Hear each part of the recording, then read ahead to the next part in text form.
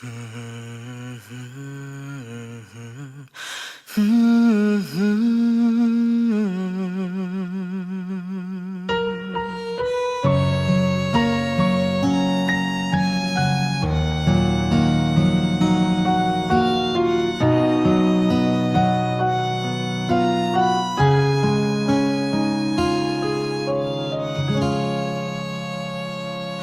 ុស្សស្រីច្រើនណាស់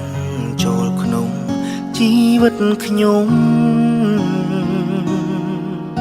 ហើយអ្វីរូបខ្ញុំត្រូវយំព្រោះស្រីម្នាក់ជាមនុស្សស្រីដែលធម្មតាសាមញ្ញគ្មានភាពជឿជាក់បដិចិត្ត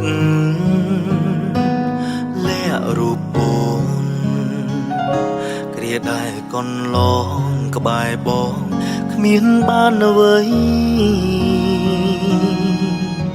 ក៏ចិត្តពិសីនៅទ្រាំនៅតែស្ម័គ្របងមានស្រីនៅខាងក្រៅក៏ចិត្តអូននាងមិនផ្លាំងងងណាស់បងអូនមនុស្សស្រីធម្មតា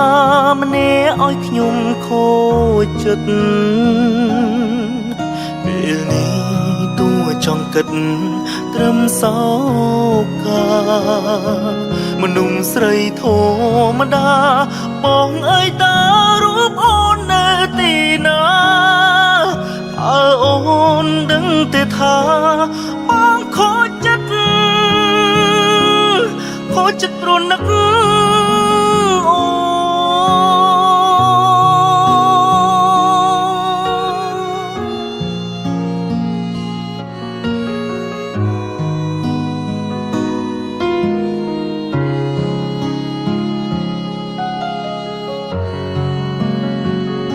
វេលាកន្លងបងឆ្កងលើជីវ៉ា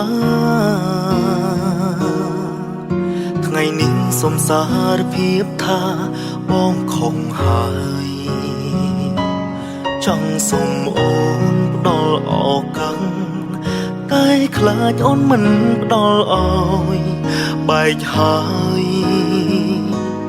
បែករហូតមនុស្សស្រីធម្មតាម្នាក់ឲ្យខ្ញុំខូចចិត្តពេលនេះចង់គិតត្រឹមសោកាមនុស្សស្រីធម្មតាបងអើយតើរូបអូននៅទីណាអើអូនដឹងទេថាមនុស្សស្រីធម្មតាម្នាក់ឲ្យខ្ញុំខូចចិត្តពេលនេះតួចង់គិតត្រឹមសោកាមនុស្សស្រីធម្មតាអើយតើពេល